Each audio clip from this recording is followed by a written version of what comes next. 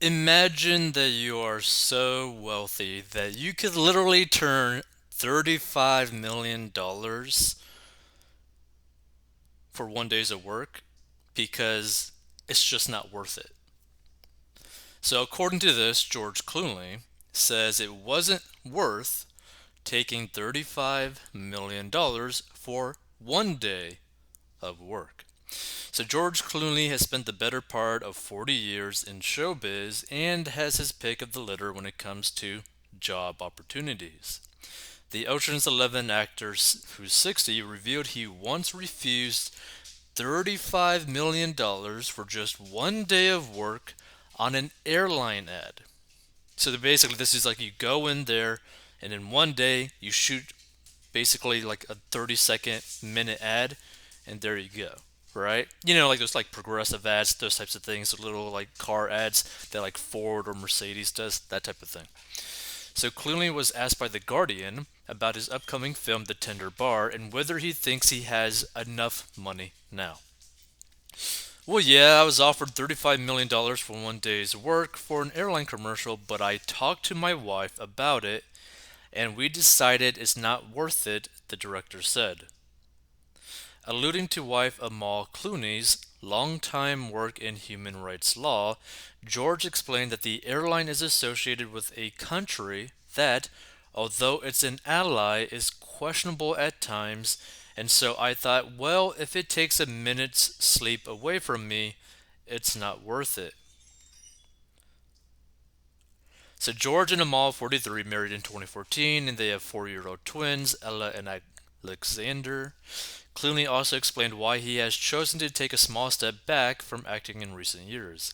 In general, there just aren't that many great parts, and look, I don't have to act, he noted.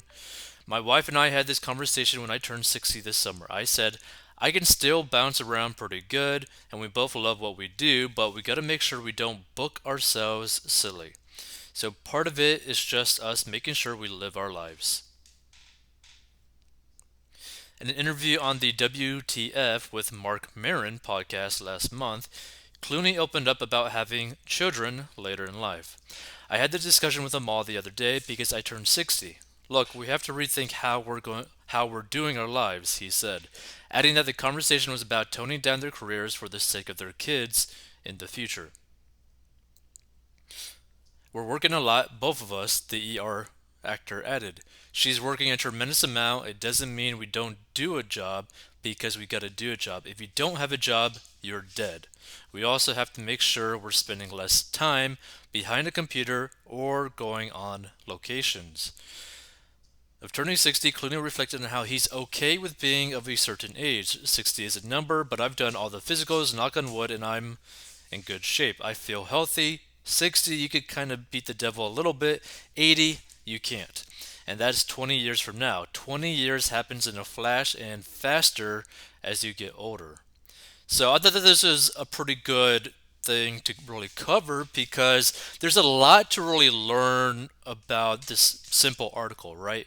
You might think like this kind of statement, oh, maybe he feels like, this seems a little entitled for some people who might stumble upon this, right?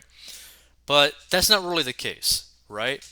Because he and his wife put themselves in a situation, right, in a financial place where they are so financially stable, right, that they can choose what to do.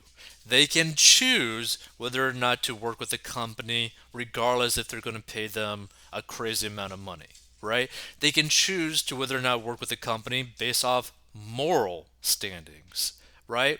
Whereas when you have someone in a different financial situation, we're talking about, the guy who, Johnny Depp, who played, in the Pirates of the Caribbean. He made a lot of money, but he spent so much money on a whole bunch of random useless crap to the point where he had to start doing like really weird acting roles simply to pay his debts, right?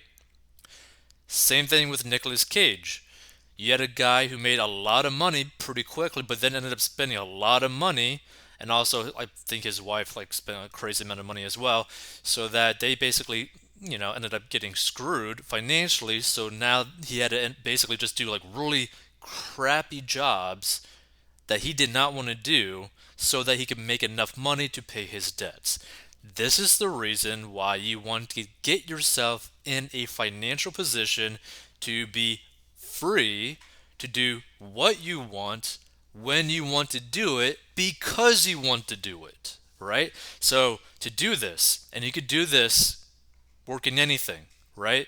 Is number one, you need to be completely debt free. Number two, you need to have an emergency fund so that you can prevent yourself from getting into debt.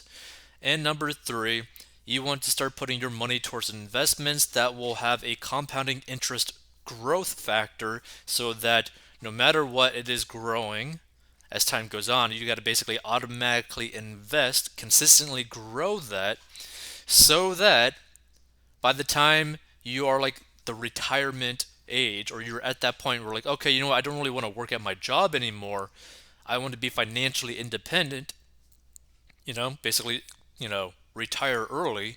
I can because the investments that I made compounded so much that now I got like millions of dollars in the bank and I don't got to care about what I do.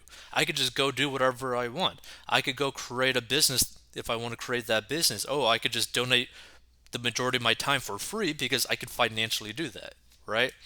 So there's a lot of things to really learn about this, and I thought this was actually a really good thing because not only that, this kind of goes to show you how an actor or someone can stay in like a career field for the long term because they basically keep their brand extremely healthy, right? So the brand of George Clooney, right?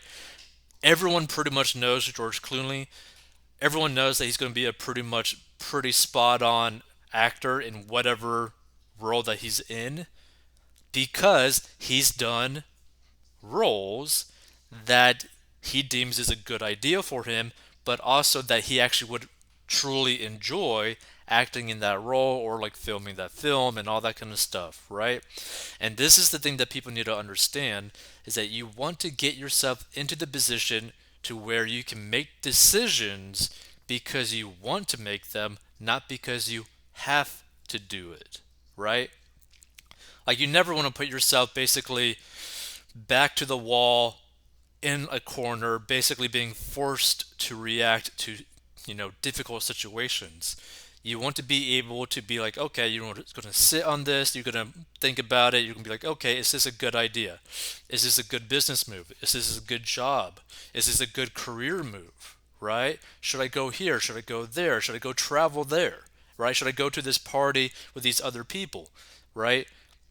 You want to get yourself into a position where you can make choices like that in a very calm and calculated way so that you can make the best choice for you that you also want to do, right? Because like a lot of people right now who might be stumbling upon this are basically in a situation where they are forced to do whatever they want to, well, basically they're forced to do like working their job, going to school, all that kind of stuff, right? Because they have to, right?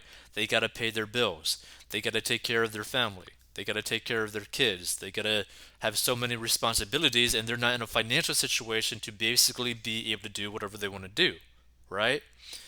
Because they are in dire financial situations. But if you're debt free, right? If you have an emergency fund of like 6 months plus, then you don't really have any of these extra stressors basically forcing you to keep working a job that you hate, to keep working at a career that you hate, in a field that you hate, for a boss that you hate, because you're basically living paycheck to paycheck, or worse, you're constantly getting into more and more debt. So that's something to really think about. So go try to build a more free life. And if you want to learn how to get out of debt, go to 40inbox.com.